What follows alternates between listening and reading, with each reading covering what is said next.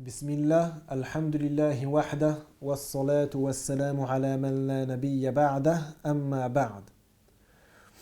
L'imam Abu Zakaria Yahya ibn Sharaf al-Nawawi a dit dans son livre Les 40 hadiths, Al-Arba'in, Al-Hadith al-Arba'un, عن ابن عمر رضي الله عنهما قال أخذ رسول الله صلى الله عليه وسلم بمنكبي وقال كن في الدنيا كأنك غريب أو عابر سبيل وكان ابن عمر رضي الله عنهما يقول إذا أمسيت فلا تنتظر الصباح وإذا أصبحت فلا تنتظر المساء وخذ من صحتك لمرضك ومن حياتك لموتك رواه البخاري.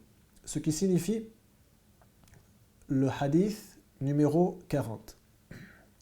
D'après Ibn Omar, qu'Allah soit satisfait de lui ainsi que de son père, le messager d'Allah sallallahu alayhi wa sallam l'a pris un jour par l'épaule et lui a dit: sois dans cette vie d'ici-bas tel un étranger ou plutôt tel un voyageur de passage.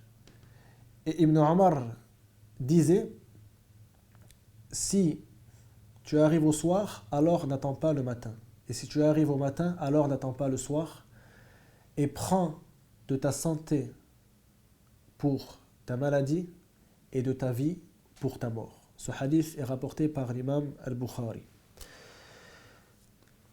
Abu Zinad a dit: les significations de ce hadith sont réunies dans trois choses principales. L'encouragement à ne pas acquérir de nombreux biens matériels.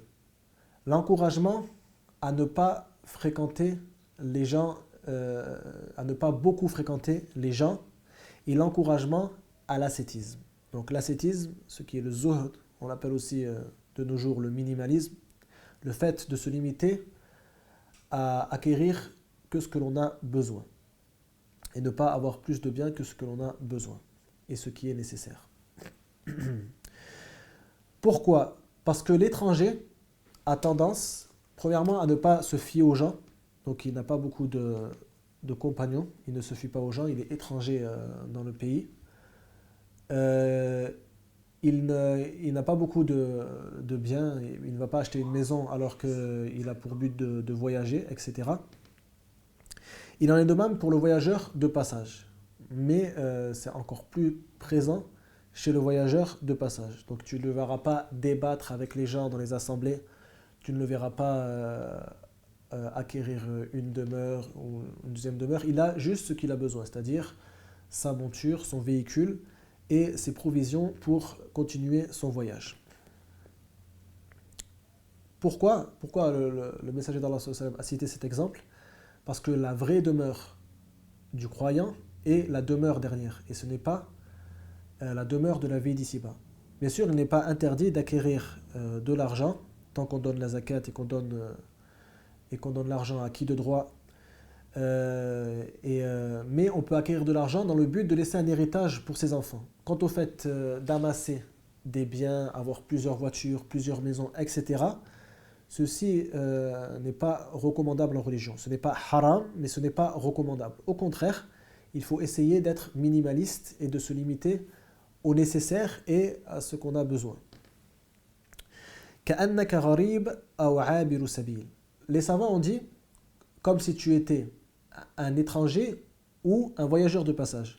On peut comprendre de ce qui est apparent du hadith que « aw » signifie « ou bien ».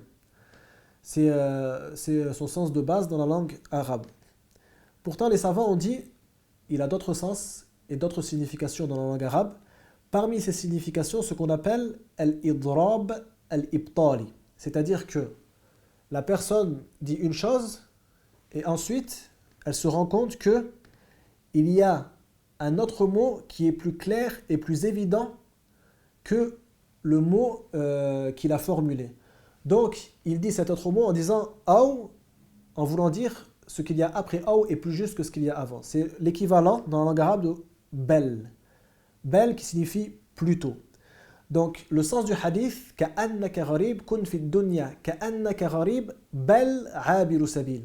Donc, soit dans cette vie ci-bas, comme si tu étais un étranger, ou bien plutôt un voyageur de passage. Car le voyageur de passage, par exemple, ne va pas en général se marier dans le village ou la ville dans laquelle il est de passage. Il ne va rien acheter qu'il ne peut pas porter, etc. Alors que l'étranger, il peut s'installer, se marier, acheter une maison, etc. Donc pour le sens qu'a voulu donner le messager d'Allah, c'est plus, ça indique plus ce sens, le fait de dire le voyageur de passage. Ça ne veut pas dire, comme je l'ai dit, que c'est interdit d'acquérir des biens, ni de se marier, etc. Mais il faut se limiter à ce qui est nécessaire et ce dont on a besoin. Et ne pas acquérir plus que cela. Ensuite, la parole de Abdullah ibn Omar, puisse Allah être satisfait de lui ainsi que de son père. إذا أمسيت فلا تنتظر الصباح وإذا أصبحت فلا تنتظر المساء. Ceci signifie qu'il faut être toujours prêt à mourir, toujours savoir que la mort est proche. Et lorsque le croyant est prêt à mourir, c'est bien sûr qu'il s'est préparé par l'œuvre pieuse. Le croyant n'est pas prêt à mourir en se disant « Ah, je vais mourir maintenant ». Non, il s'est préparé. Il s'est préparé par quoi? Par l'œuvre pieuse, afin de rencontrer Allah Azza wa Jal avec un maximum de piété.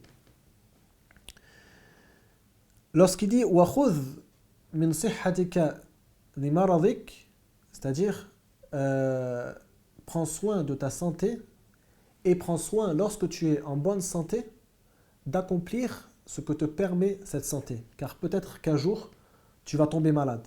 Et ce jour-là, tu regretteras lorsque tu pouvais faire des bonnes actions. Comme j'ai entendu certaines personnes dire, alors qu'il était en bonne santé, il ne priait pas. Ensuite, il a eu une maladie, par exemple, aux jambes. Il a eu une maladie aux jambes et il ne pouvait plus se prosterner. Il a regretté, après qu'il ait commencé à faire la prière, de n'avoir pas prié à l'époque où il était sain et en bonne santé, où il pouvait se prosterner avec les musulmans au sol. Le messager d'Allah, sallallahu alayhi wa sallam, a dit Ni'matani marboubun fihima kathirun minan nasi, as-sihhatu wal farar. Ce qui signifie il y a deux bienfaits. La plupart des gens sont perdants dans ces deux bienfaits. Ils sont la santé et le temps libre. Donc la plupart des gens ne prennent pas soin de leur santé ni de leur temps libre, donc ils perdent du temps, ils perdent leur santé dans des choses inutiles, en regardant par exemple des films ou des séries, etc. Alors que si ils prenaient vraiment conscience de ces bienfaits que Allah leur a accordés, ils les utiliseraient dans ce qui satisfait Allah, tel que la lecture du Coran, l'apprentissage, la prière, les adorations, etc. La parole de Abdullah ibn Omar, wa min hayatika li mautik. Donc prends de ta vie pour ta mort. C'est-à-dire prépare-toi tant que tu es en vie en faisant de nombreuses bonnes actions et sache que ton œuvre s'arrêtera par ta mort et tu n'auras plus aucune bonne action et ce sera l'heure du jugement en ce qui te concerne. Bien sûr, ceci comprend toutes les œuvres sauf ce qu'on appelle as-sadaqatul jariya. Par exemple, si une personne construit un hôpital et que les gens continuent à se faire soigner dans cet hôpital alors que lui-même est mort, il aura toujours des hasanat qui lui viennent tant que cet hôpital est là. Toutes les autres formes de bonnes actions s'arrêtent par la mort. Donc il faut se préparer en faisant un maximum de bonnes actions avant qu'elles s'arrêtent par la mort. Et le messager d'Allah, sallallahu alayhi wa sallam, comme l'a rapporté Anas dans Sahih al-Bukhari, a dessiné un jour 3 traits sur le sol. Il a dit هذا الإنسان وهذا الأمل وهذا الأجل فبينهما الإنسان كذلك إذ جاءه الأقرب. Ce qui signifie ce trait-là est l'être humain. Celui-ci est son espoir, ce qu'il désire faire, et celui-ci est sa durée de vie. Alors que l'être humain est comme ceci, le plus proche des deux traits l'atteint. Donc c'est-à-dire sa vie finie, alors que lui espérait faire ceci et cela, construire ceci et cela, etc. Donc ceci, c'est pareil, nous montre l'importance d'œuvrer alors qu'on est encore en vie. Je demande à Allah de nous permettre de le satisfaire par l'œuvre pieuse. Wallahumma salli wa sallim ala nabiyyina Muhammad.